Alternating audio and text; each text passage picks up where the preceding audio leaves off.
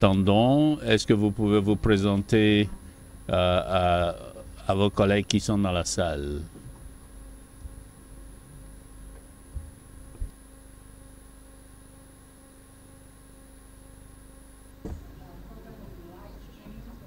Notre programme sera en ligne et devrait commencer d'une minute à l'autre. Et nous espérons que le lien va être projeté par le système électronique.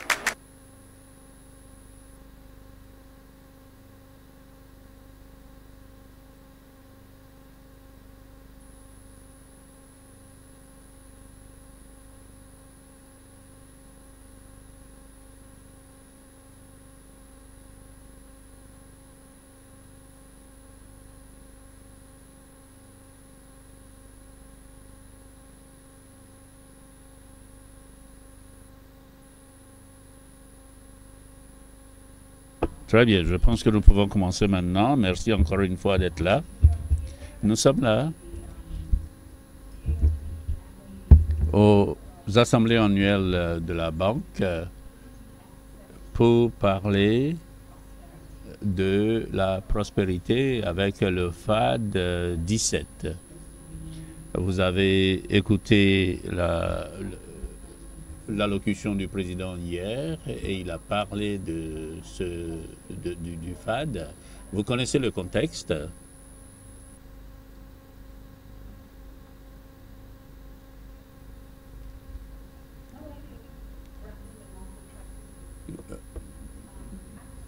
Non seulement nous faisons face à plusieurs défis, mais nous sommes dans une période d'espoir parce que, quel que soit le contexte et les difficultés auxquelles les différents pays font face, avec des ressources qui s'amenuisent,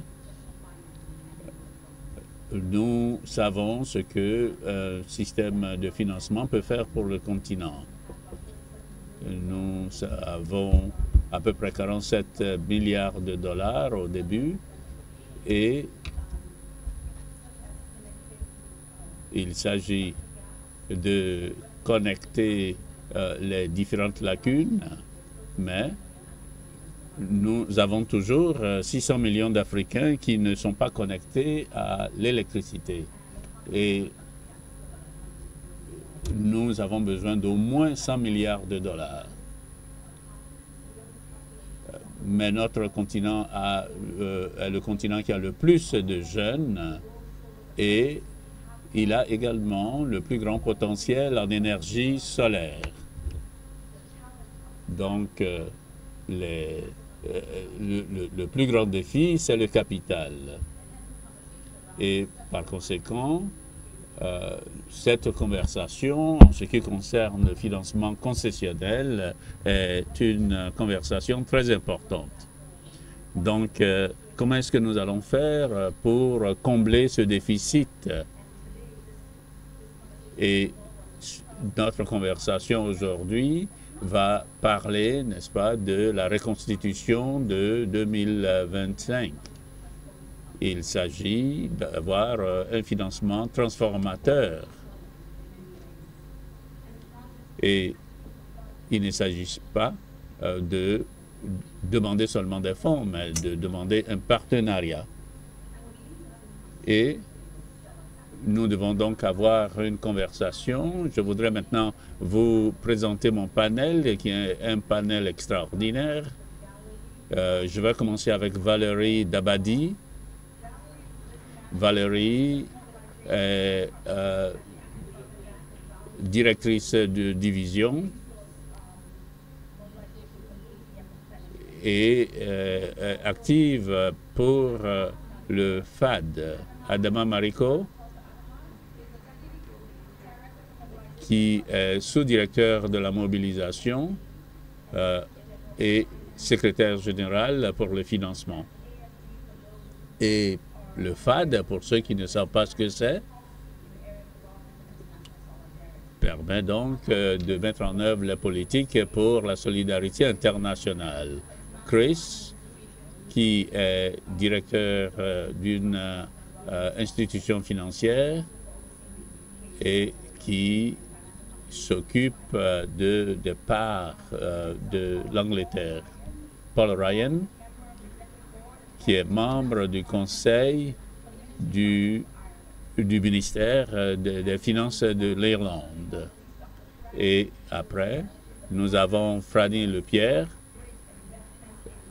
qui a été responsable de grands investissements à Kigali. Nous avons un autre panéliste, et je ne sais pas s'il est là, donc nous allons commencer, et peut-être que ce panéliste va nous rejoindre. Je m'appelle Salimata. Nous organisons ce panel avec un groupe catalyste et j'attends donc avec impatience votre conversation. Nous aimerions que cela se fasse sous la forme de dialogue. Donc, essayez de préparer une ou deux questions au moment même où nous nous adressons à vous. C'est un grand moment pour le FAD. Quelle est votre mission? Quel est l'objectif cette année? Quel est l'objectif du FAD 17? Et comment est-ce que la Banque africaine de développement se prépare à cela?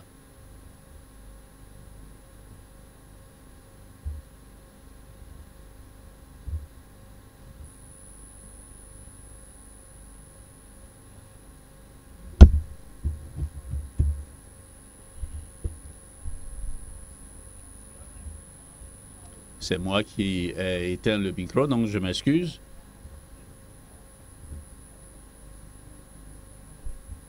Je voudrais vous remercier de nous avoir invités pour ce sujet très intéressant. Pour beaucoup d'entre vous qui ne savaient pas ce que nous faisons à la Banque africaine de développement, nous sommes le bras financier et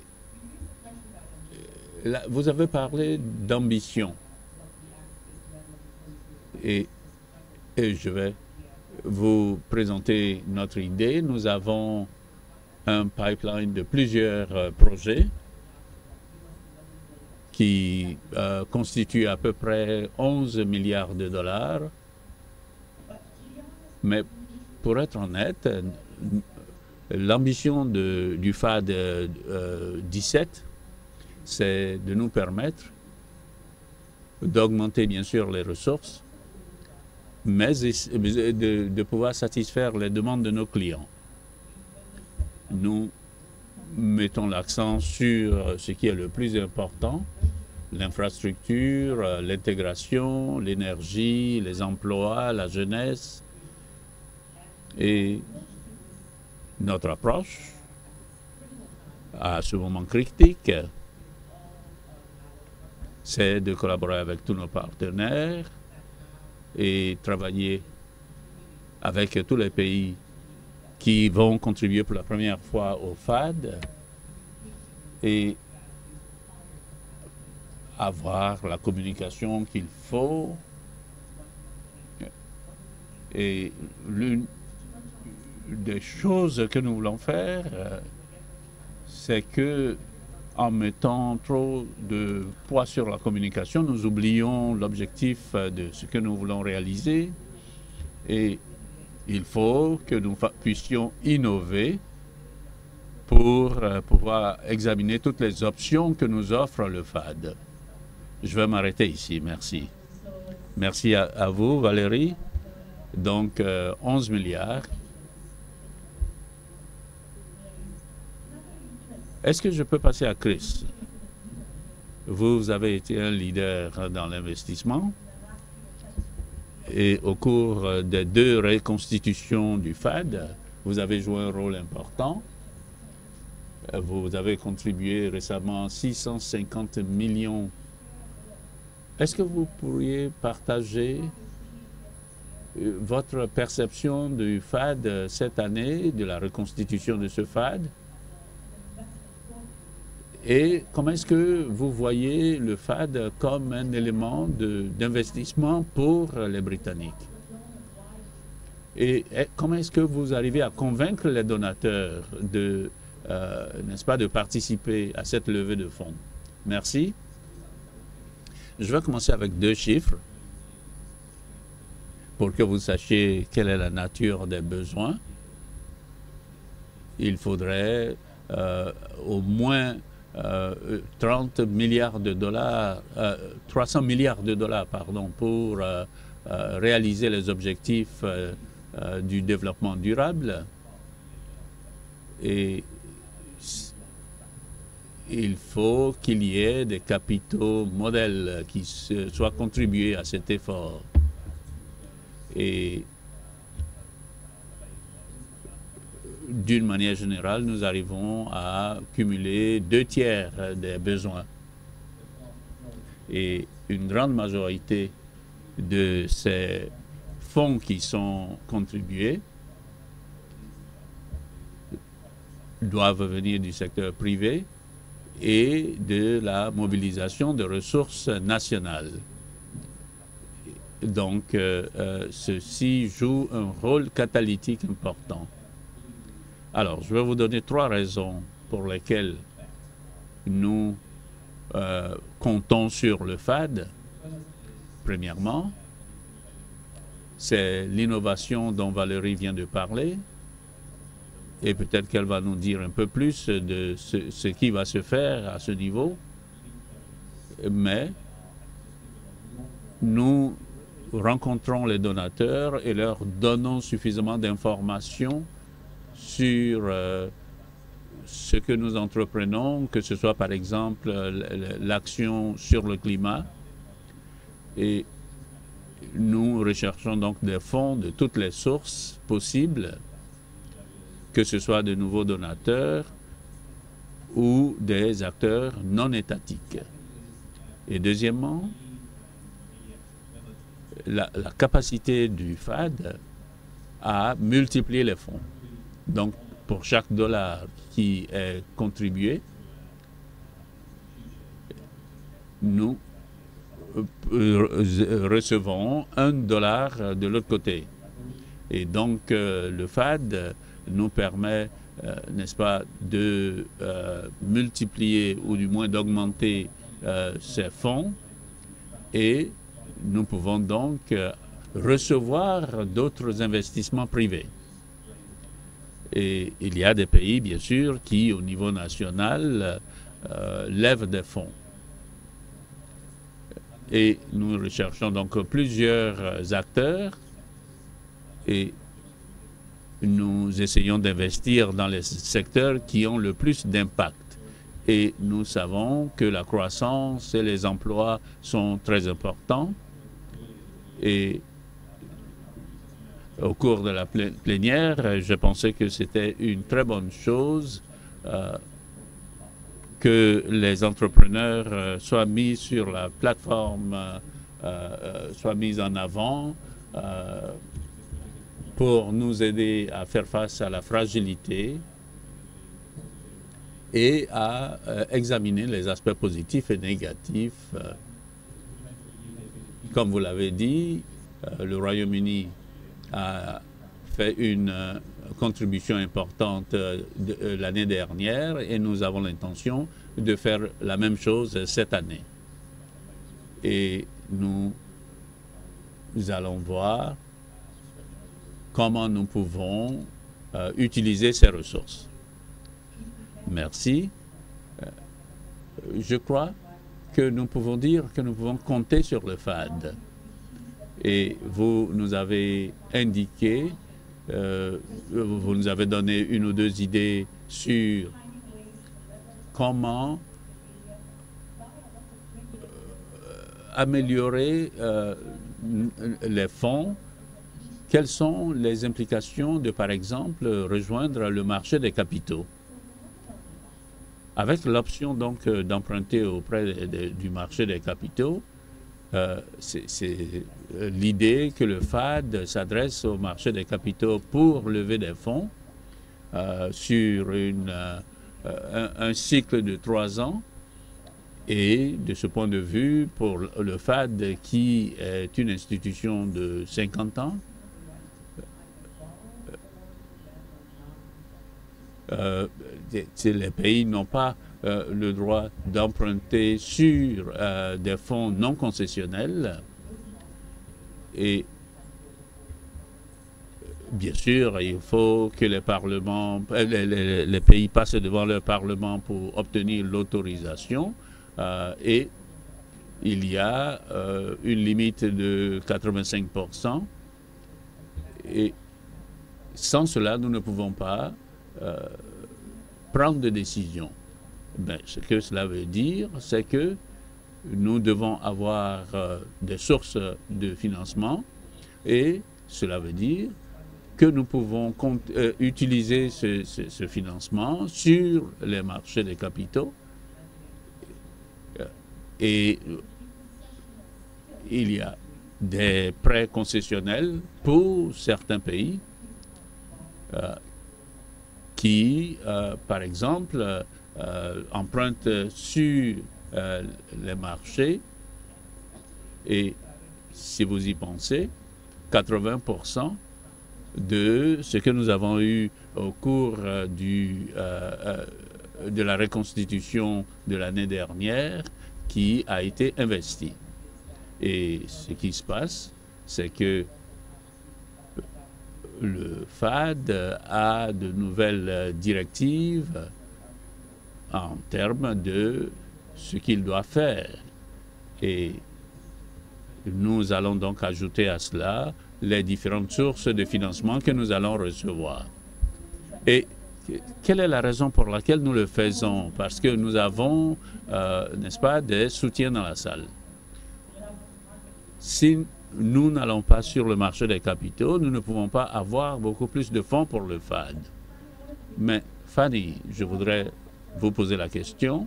Vous êtes un des acteurs dans la salle. Que pensez-vous de la participation du secteur privé et de l'utilisation donc de l'action concessionnelle qu'offre le FAD avec des financements mixtes? Est-ce que vous pouvez nous parler du potentiel du secteur privé pour le FAD? Merci beaucoup, Sarah, et merci à AfroCatalyst pour cette initiative parce que le FAD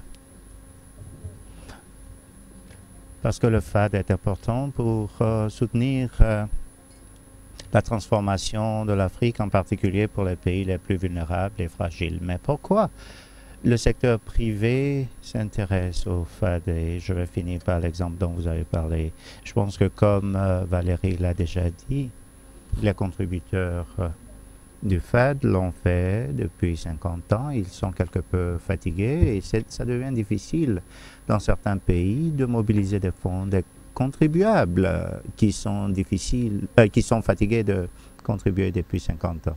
Alors, comment le secteur privé peut intervenir? Si on considère les pays actionnaires, le FAD peut mobiliser les entités privées à travers les entités privées comme BII, des institutions comme le BII, l'AFD peuvent attirer les entités du secteur privé en changeant les choses, parfois en se basant sur les performances et les résultats. Et cela va sauvegarder les objectifs initiaux de la création du FAD. Deuxièmement, il y a les fonds de pension et les fonds patrimoniaux dans les pays actionnaires et dans les pays africains où il y a 2,3 000 milliards de fonds disponibles à ce niveau. Actuellement, ces fonds sont investis dans les infrastructures et dans l'immobilier qui ne représentent pas des retours sur investissement très intéressants. Ça veut dire qu'ils peuvent investir dans des environnements de fragilité et avoir pratiquement le même retour sur investissement. Et je suis fier de partager que je siège au conseil des FSD Africa, qui a travaillé pendant de nombreuses années pour améliorer le marché des capitaux. Mais il y a d'autres moyens pour le secteur privé d'intervenir. Par exemple, le FAD a investi depuis plusieurs années dans un portefeuille qui peut être titrisé et le secteur privé peut s'approprier ces titres et les recapitaliser. Et l'autre moyen, c'est que les secteurs de l'assurance et de la garantie peuvent contribuer au projet de financement du FAD pour améliorer les choses. Et le secteur privé peut aussi bénéficier du FAD. Et c'est là que Valérie en a parlé. Le FAD a été créé après la Deuxième Guerre mondiale et il faut réimaginer les choses. Donc, il faut changer la charte et innover dans l'utilisation des fonds du FAD. Et ici, on peut considérer, par exemple, de dérisquer pour attirer le secteur privé dans le pays parce qu'il faut créer beaucoup d'emplois et cela se fait essentiellement à travers le secteur privé. L'accès au marché serait le dernier exemple avant de passer à l'exemple que vous avez souligné. Et le secteur privé recherche fortement des moyens d'investir de manière innovante. Les obligations thématiques, par exemple, pour satisfaire ses besoins de gouvernance environnementale et sociale. Quand il y a de bonnes infrastructures dans un pays, les retours sur investissement du secteur privé sont meilleurs. Quand la main-d'œuvre est en bonne santé, les choses marchent mieux aussi. Donc, il y a des choses qui ne sont pas axées sur le profit nécessairement, mais qui contribuent à la rentabilité. L'Afrique a des actifs importants en matière de terre, il y a des forêts, il y a la possibilité de monétiser les actifs relatifs au carbone, de sorte à en faire profiter les communautés et les entreprises. Alors, nous avons mis en place une structure qui a attiré d'abord des fonds philanthropiques et des entités ont mis en place une subvention et pour dérisquer l'investissement. Et nous avons pu attirer des investisseurs privés et les banques multilatérales de développement dans la structure. Et l'une des banques multilatérales qui se sont impliquées en premier sont la BADEA. Ils ont dit, vous avez du fonds pour dérisquer, on va venir avec de la dette et prêter aux communautés, aux PME qui pourront restaurer les terres, planter des arbres, capter le carbone à travers la technologie numérique et vendre cela sur le marché. Et je peux vous dire, tout le carbone séquestré à travers cela est acheté à 100% et même plus parce que les gens en attendent davantage. Et donc, ce sont des entités philanthropiques et des banques multilatérales de développement qui ont uni leurs forces et les ressources des pays aussi ont été mises à disposition eu égard aux ressources importantes des pays africains à cet égard.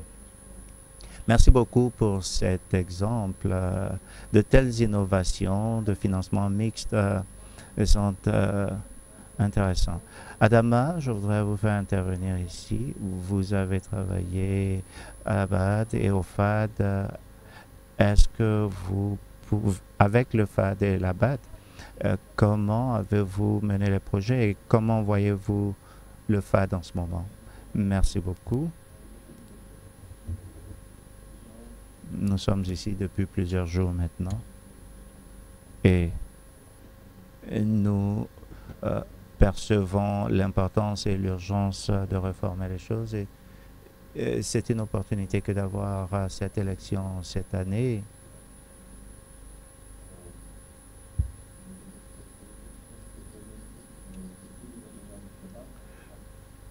Il y a une évaluation des succès engrangés au cours des dernières années et il y a un regard prospectif sur cette reconstitution et les possibilités qu'elle ouvre. Je suis aussi très impressionné par le sentiment d'urgence ici, aussi parce qu'il y a une résistance dans les pays donateurs concernant l'aide internationale, de même qu'il y a des réalités économiques et les contraintes budgétaires auxquelles sont confrontés les pays donateurs. Et j'ai bien aimé ce que Valérie a dit concernant le besoin d'innovation et le besoin d'utiliser le FAD de sorte à intégrer l'ingénierie financière. Au bout du compte, nous sommes des banquiers du développement et je pense que la perspective de notre utilisation de cet instrument et de la concessionnalité doivent être dans l'air du temps. L'un des premiers défis que je pourrais mentionner, et ce serait à combien se situerait la reconstitution du FAD 17. Quelques pays sont représentés ici. Et donc, si nous faisons mieux que les États-Unis en ce moment, ce serait bien. C'est-à-dire faire au-dessus de zéro, mettre de l'argent, ce serait bien. Et aussi s'assurer que l'on ait des réformes. Et par réforme, j'entends pourquoi on investit, où on investit, comment on investit mieux et comment discuter avec le pays. Parce qu'il y a les besoins sectoriels et puis même quand on a affaire à des pays pauvres, comment créer un écosystème pour que le secteur privé y investisse. Et c'est là qu'intervient l'ingénierie financière.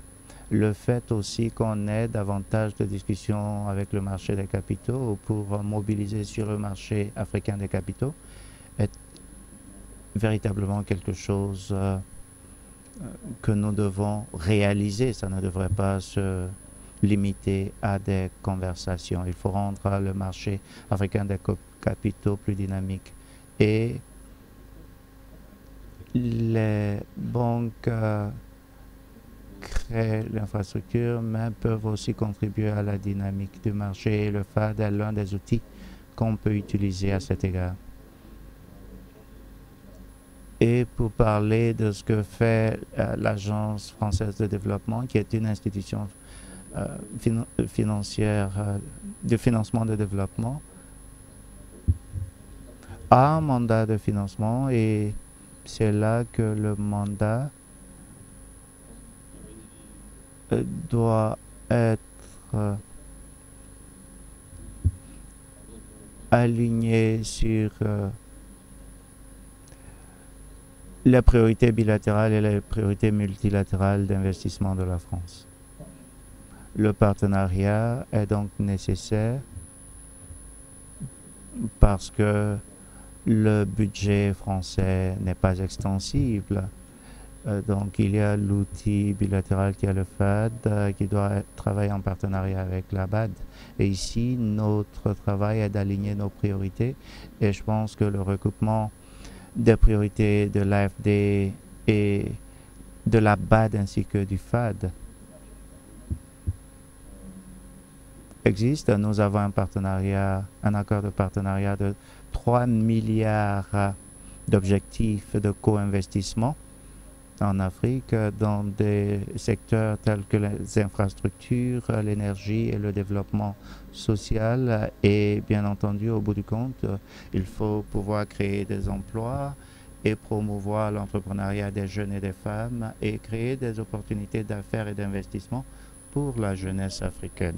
Ces aspects doivent être pris en compte et les contraintes budgétaires dont je parlais tantôt sont des défis importants en ce moment, mais c'est là aussi une opportunité pour la Banque africaine de développement et du FAD pour soutenir le système financier africain. Nous avons une centaine de banques, les banques de développement telles que les banques régionales sont les plus visibles, mais nous avons des banques de développement au niveau des pays qui sont les liens les plus forts entre les banques de développement régionales et les banques nationales.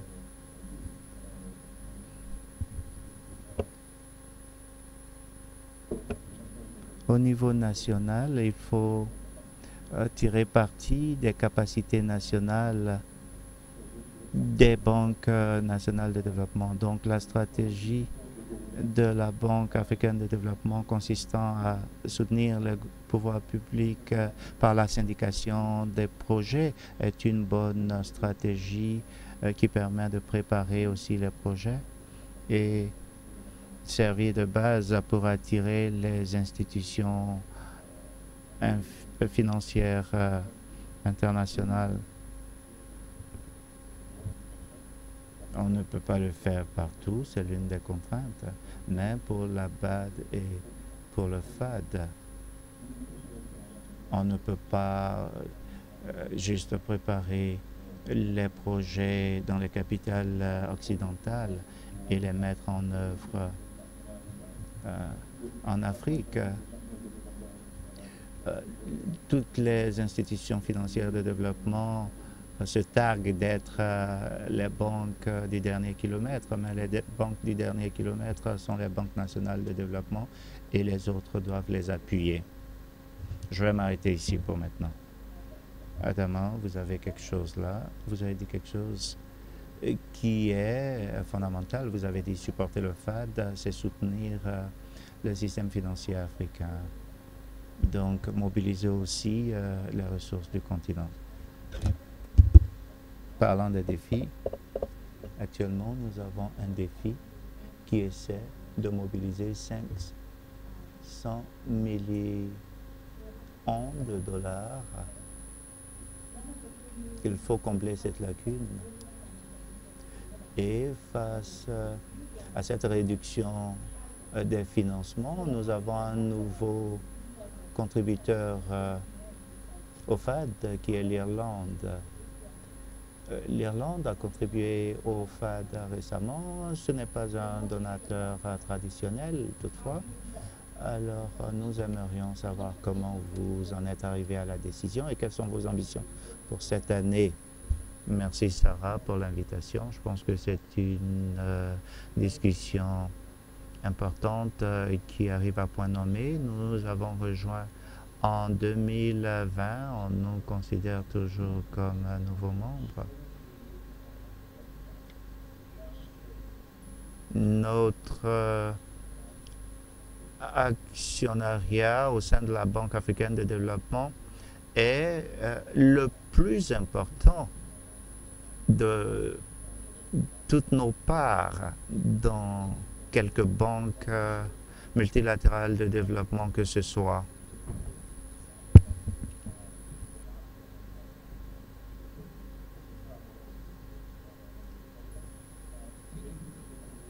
Nous avons contribué à 100 millions de dollars, c'est beaucoup pour nous.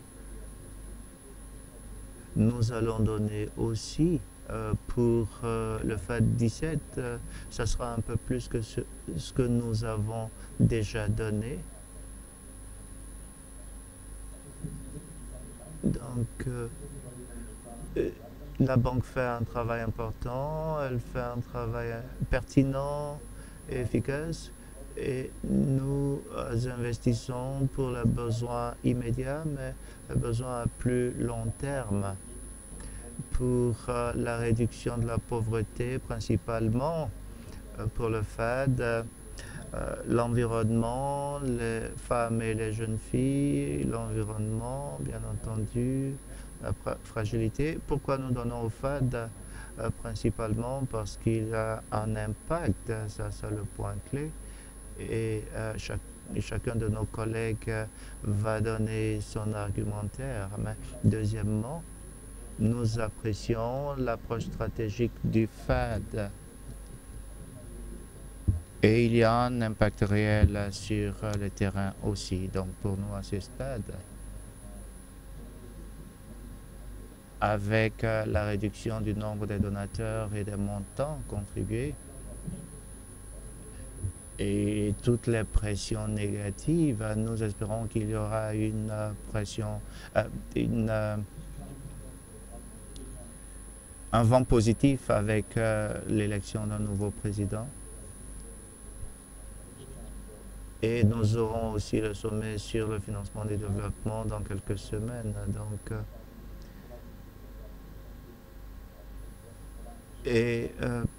au G20 prochain avec la présidence sud-africaine, je pense que tout ça aussi est très important.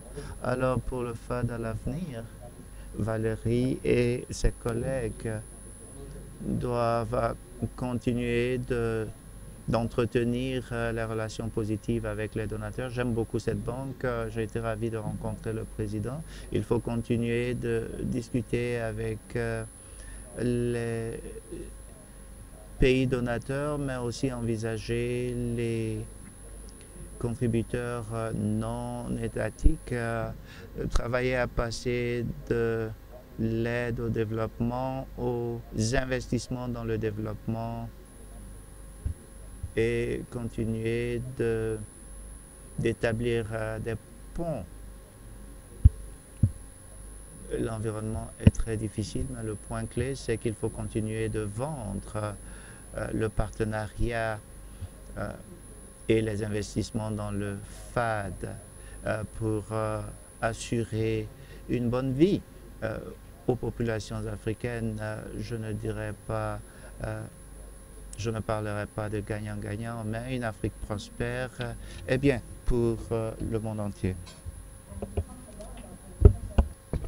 Vous avez parlé du leadership du G20 de l'Afrique du Sud.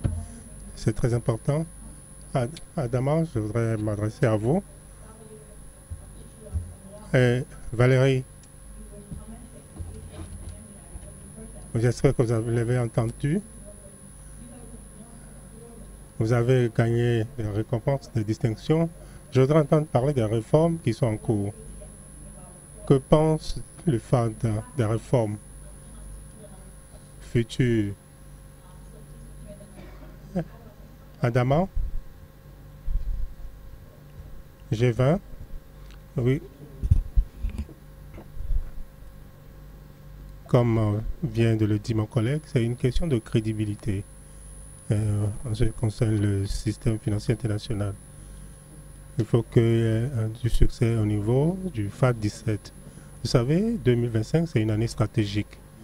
Comme cela a été dit, nous sommes à quelques semaines du sommet sur le financement pour le développement. C'est un processus qui est conduit par les Nations Unies. 10 ans après l'accord de Paris, 10 ans après le lancement des ODD, 10 ans après toutes les discussions, surtout qui ont eu lieu à Addis Abeba, en Éthiopie, je suis sûr que maintenant nous avons l'occasion de rendre l'agenda international beaucoup plus cohérent.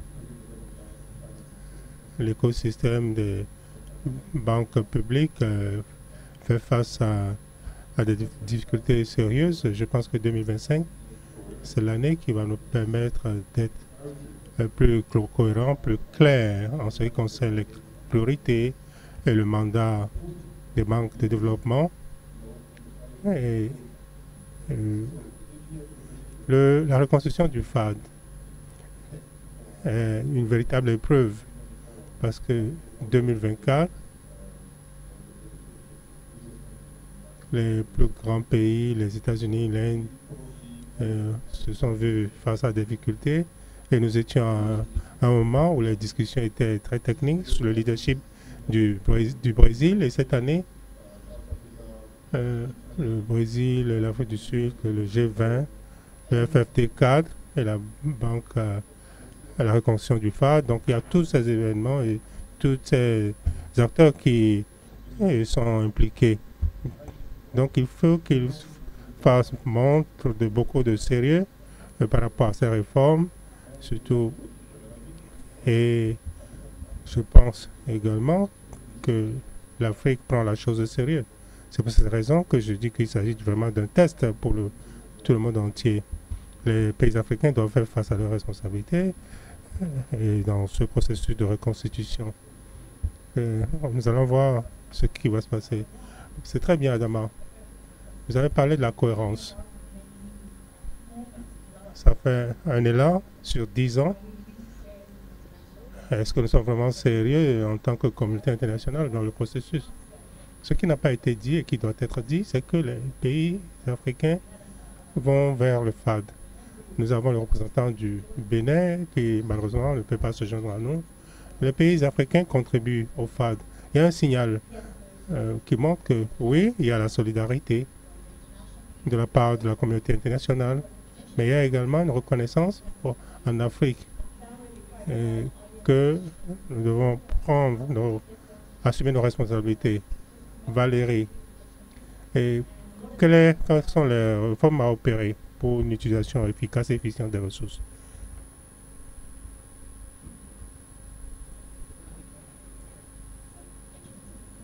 S'agissant des réformes, je pense que nous avons de très beaux antécédents.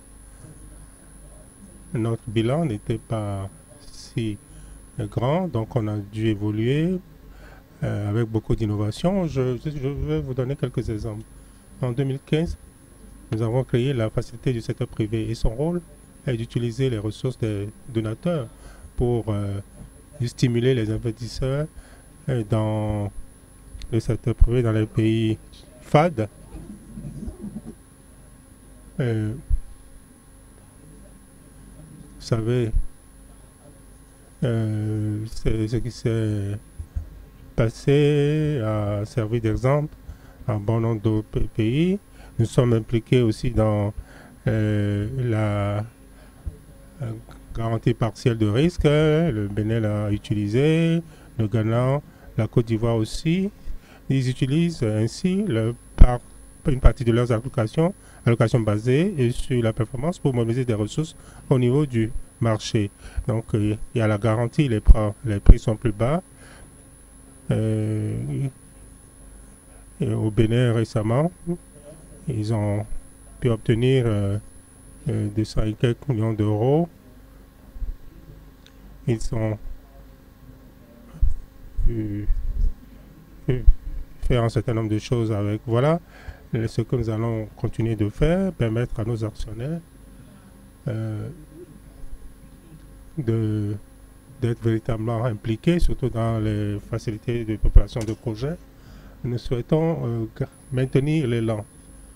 Nous avons un très bon partenariat avec un certain nombre de pays. Le Royaume-Uni a été donateur, surtout pour la fenêtre changement climatique.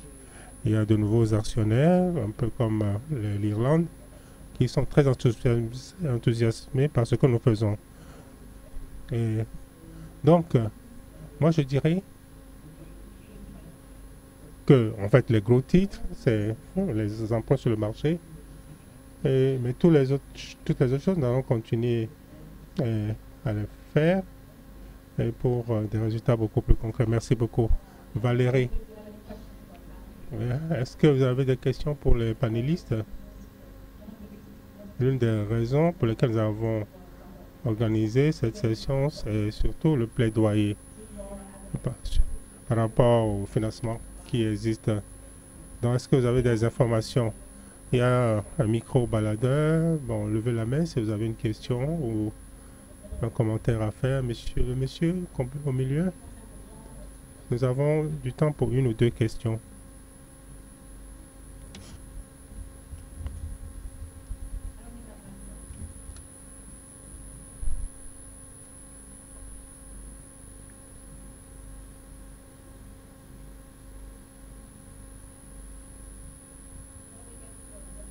En attendant le micro,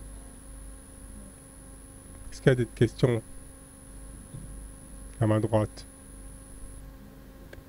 Docteur Obou, Forum économique africain.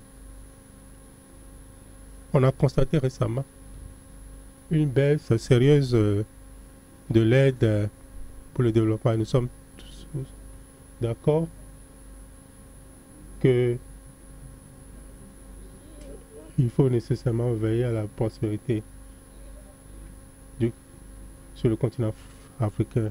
Est-ce que vous avez pris en compte la situation actuelle de la baisse des ressources? Et comment les pays africains peuvent-ils utiliser le FAD comme un outil pour investir dans le secteur de la santé et surtout pour booster le secteur économique pour la prospérité en Afrique? Bon, sa question concerne l'aide internationale qui ne cesse de baisser. Comment combler le déficit financier dans cette situation? Comment est-ce que les gouvernements africains doivent continuer à agir pour avoir plus de ressources? Oui, merci beaucoup. Je voudrais rassurer l'audience que notre travail vise à mobiliser autant de ressources que possible pour les 7 pays qui bénéficient du FAD.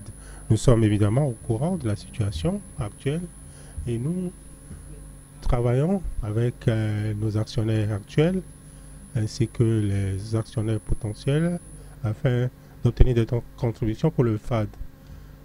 Lorsque vous intervenez en tant que participant, vous savez, vous contribuez dans un panier commun et on fait des calculs sur la base de votre performance, etc.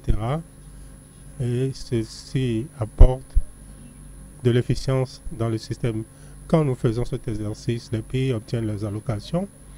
Et il y a également un programme, une planification qui est faite au niveau national, en tenant compte de la manière dont les ressources sont utilisées. Et nous produisons des DSP avec l'implication du gouvernement, de la société civile, sur un horizon de 20-25 ans. Il s'agit de ce que nous pouvons faire avec les partenaires. Les pays ont leur propre plan de développement. Et il y a un lien entre ce que nous faisons et ce qui est dans le plan de développement. En s'agissant du déficit, évidemment, nous agissons actuellement sans cesse pour combler le déficit. Vous, les actionnaires, vous devez savoir que donner de l'argent à une banque multilatérale de développement, c'est un processus qui est assez long. Quelqu'un ne peut juste aller mettre la main à la poche et sortir de l'argent pour vous. Donc il y a aussi d'autres paramètres qu'il faut prendre en compte, et les alignements à faire par rapport aux priorités, etc. Quand nous allons finir le processus de reconstitution, mon travail consistera à rechercher de nouveaux partenariats. Merci beaucoup. Merci. Merci beaucoup, Sarah. Merci pour la question. Je vais porter 3 casquettes pour répondre, parce que j'ai été vice-présidente principale lorsque nous avions fait la dernière reconstitution. nous avions été bien reçus par les bailleurs de fonds. Je suis très heureux de savoir que cela a contribué à dérisquer le secteur privé, surtout à travers les garanties partielles de crédit, garanties partielles de risque. Et à court terme, voici ce que le FAD peut faire pour générer de la valeur. La première chose, je sais que les Royaumes-Unis l'ont fait plusieurs fois, le Canada également. Il s'agit de faire des paiements à l'avance. Ça donnera plus de marge à la base et on peut aller sur les marchés pour avoir un financement pour le développement. Le deuxième point, j'ai entendu un certain nombre de candidats à la présidence parler de la réforme. Il y a un candidat qui a dit qu'il faut restructurer l'architecture financière de l'Afrique pour veiller à ce que les banques de développement régional puissent intervenir pour attirer les capitaux, par exemple de la BOAD, de TDB, de la Fleximbank, de FAGAS, vous savez, les entités de garantie, d'assurance, donc toutes ces institutions peuvent être mobilisées pour des contributions dans le cadre du FAD. Et enfin, la Banque africaine de développement a réussi en matière de syndication. Et l'une des opportunités, c'est de faire de la syndication concessionnelle pour attirer les investisseurs qui auront un impact et d'autres qui viendront financer et qui n'auront pas besoin qu'on change les chartes ou qu'on change les arrangements. Donc on peut faire la syndication au niveau de guichets concessionnels. Voilà, c'est les trois aspects. Mais pour le reste, il faut des réformes plus approfondies. Et l'une des réformes, c'est créer une branche pour le secteur privé à la BAD. Parce que 30% des profits sont redéployés au niveau de l'IDA. Donc on peut créer un guichet secteur privé et le profit peut être redéployé pour financer le FAD de façon durable. C'est pour cette raison que nous insistons beaucoup sur la réforme au niveau des marchés de capitaux, au niveau des ressources internes. Et tout cela peut être matérialisé si on arrive à avoir des canaux pour ces investissements. Et le FAD peut jouer un rôle catalytique en ce qui concerne les facilités de déploiement de projets, etc. Nous avons beaucoup d'opportunités et je m'en sens vraiment très enthousiasmé. Vous avez parlé de la nature catalytique du FAD, pour la mobilisation des ressources, l'architecture financière qu'il faut pour le continent, le partenariat, les innovations. Nous arrivons à la fin de la session. Nous avons une dernière question. Il y a une main qui est levée de l'autre côté. On peut prendre peut-être 2 questions très rapidement.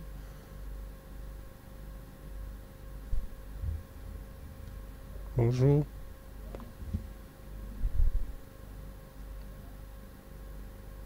Nariana.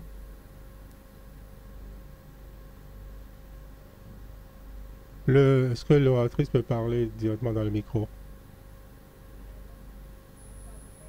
Je voudrais parler du secteur privé. Nous savons qu'il y a une certaine réalité en ce qui concerne le besoin de combler le déficit en matière de financement. Alors, les représentants des gouvernements, qu'est-ce que vous répondez à la question concernant l'engagement du secteur privé? Il y a une dernière question. Bonjour.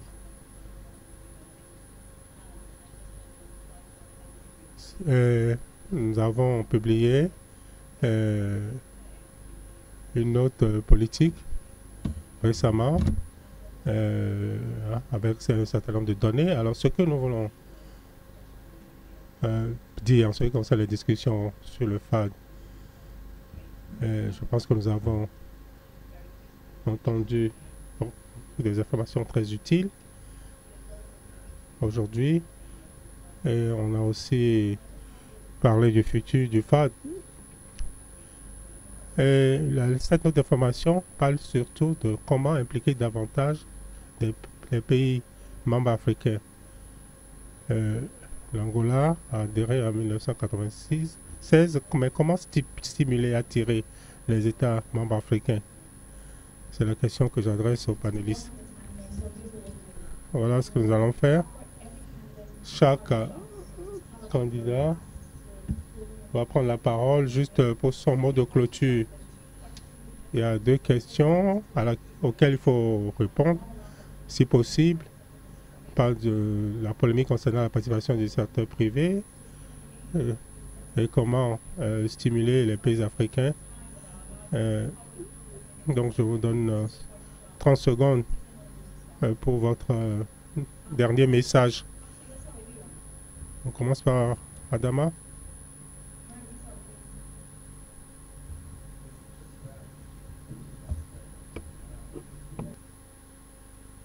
Il est très important d'avoir de nouvelles sources de ressources de la part du secteur privé.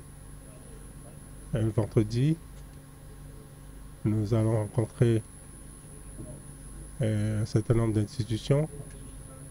Il est très important de mettre sur la table les préoccupations et de trouver les sauvegardes sociales.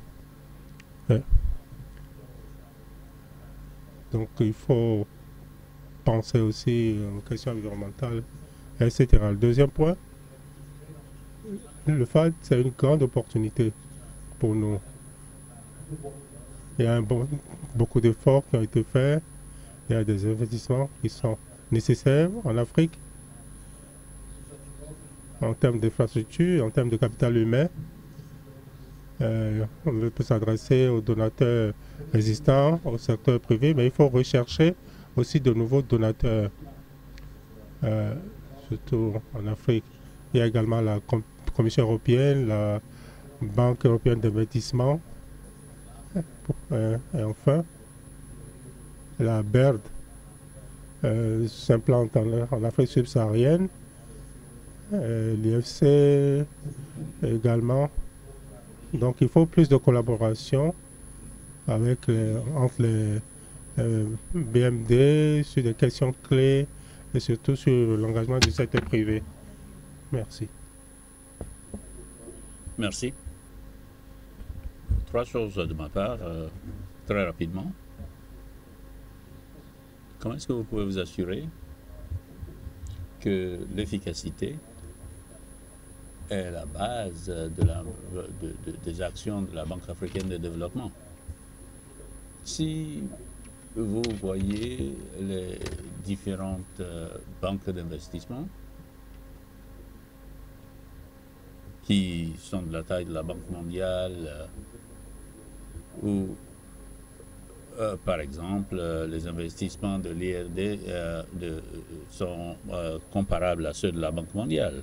Donc je pense qu'à un moment donné, la Banque africaine de développement, représentant les pays africains, il est important pour elle que les pays africains se tournent vers la Banque africaine de développement plutôt que vers d'autres banques extérieures.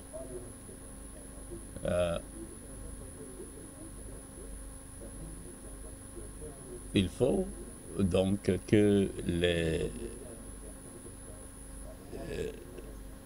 investisseurs à la Banque africaine de développement s'en rendent compte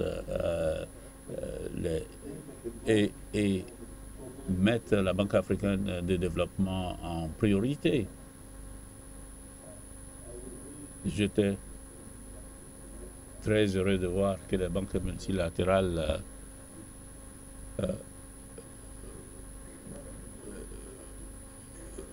sont enthousiastes de ce qui se passe, mais nous avons des accords de cofinancement et Il faut que le système puisse opérer rapidement, mais la durabilité doit être la nouvelle norme avec le secteur privé et s'assurer que ce qui est attendu par le public et par les États puisse être accompli.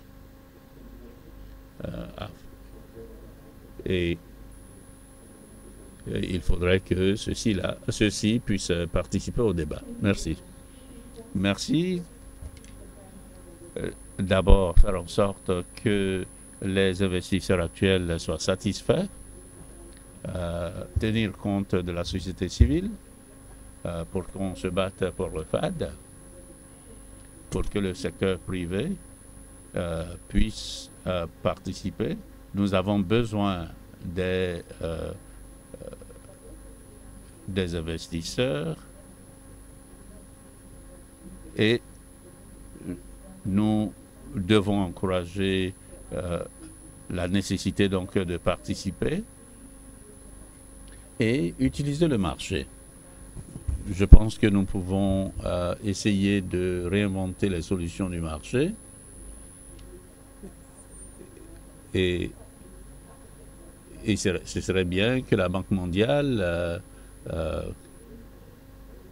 examine et essaie de répliquer les exemples de la Banque africaine de développement. Merci. Chris, je viens vers vous et Valérie pour le dernier mot.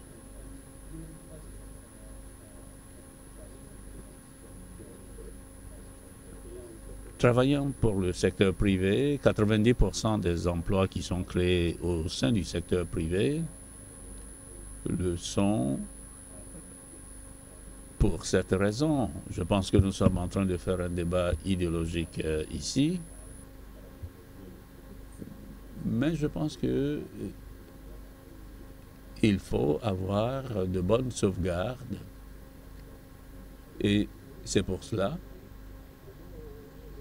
que nous accordons une attention particulière au CSI. Il faut des incitatifs pour faciliter l'évolution du FAD. Je pense que la reconstitution en Corée du Sud était un grand succès et j'aimerais avoir des exemples similaires dans certains pays africains. Par exemple, le G20 en Afrique du Sud d'ici la fin de l'année serait une très bonne chose pour montrer le leadership au niveau international. Ok, Valérie, nous allons vous laisser le dernier mot. Je suis d'accord qu'il y a une contradiction idéologique et il est important donc d'avoir un cadre réglementaire.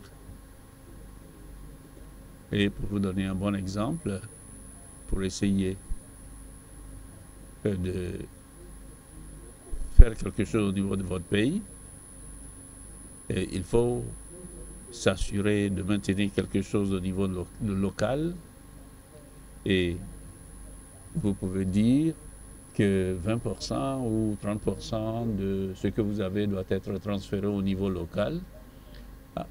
Vous n'allez pas tout vendre à l'extérieur. Donc, les pays africains qui soutiennent le FAD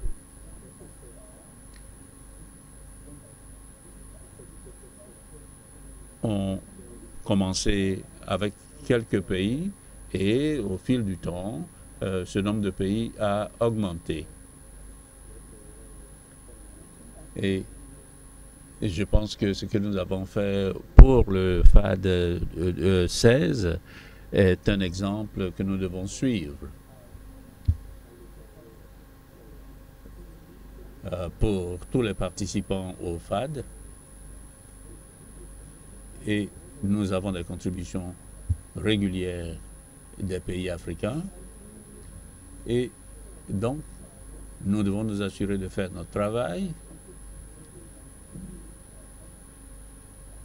pour pouvoir donc convaincre les gens à intégrer le système.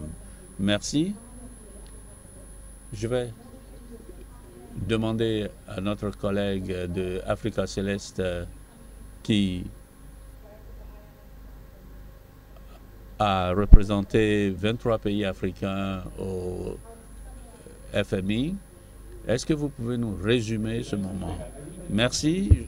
Je voudrais commencer par demander que nous applaudissions nos panélistes. Et je dois dire que je ne pourrais pas faire ce qui m'est demandé pendant 2 ou 3 minutes. Et donc, je voudrais tout simplement remercier les panélistes. La discussion que nous venons d'avoir nous a permis de développer notre perspective sur l'action que doit prendre le gouvernement, sur l'action que doivent prendre les institutions internationales de financement. L'Afrique a besoin de financement en ce moment et nous avons besoin de moins 3 000 milliards de dollars.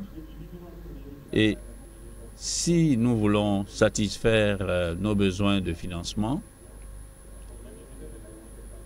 et ce dont nous avons parlé, c'est de nous assurer que la reconstitution soit un succès pour s'assurer que la Banque africaine de développement pourra faire face aux demandes des différents pays africains. Donc, c'est le résumé que je peux faire. Je voudrais que vous fassiez en sorte que vos actionnaires actuels puissent continuer de soutenir l'action du FAD. Et nous devons encourager donc Valérie Dabadi pour ce qu'elle fait et encourager donc tous ceux qui sont des actionnaires à continuer à faire ce qu'ils ont fait jusqu'à présent. C'est critique et nous aimerions que des pays copient l'exemple du Bénin, par exemple. Je pense que certains des panélistes en ont parlé, mais il faut que nous ayons des investisseurs, non seulement en Afrique, mais au-delà de l'Afrique. Cela est critique. Et beaucoup de choses ont été dites sur l'innovation de la part du FAD pour s'assurer que nous sommes des partenaires non seulement des gouvernements, mais du secteur privé également. C'est ce dont nous avons besoin pour la reconstitution du FAD 17. Donc, toute la motivation que nous avons aujourd'hui de la part des gouvernements et de la part du secteur privé devrait nous permettre d'atteindre nos objectifs. Permettez-moi de finir en remerciant nos partenaires et remercier Saga et son équipe. Et deuxièmement, je voudrais remercier encore une fois nos panélistes et nous les remercions particulièrement parce qu'ils ont pris le temps de venir participer à cette discussion en dépit de leur agenda chargé. Et nous avons des collègues qui nous suivent en ligne. Nous les remercions pour leur temps et nous allons continuer à travailler dans l'équipe du FAD pour continuer d'avoir de bons résultats. Je vous remercie.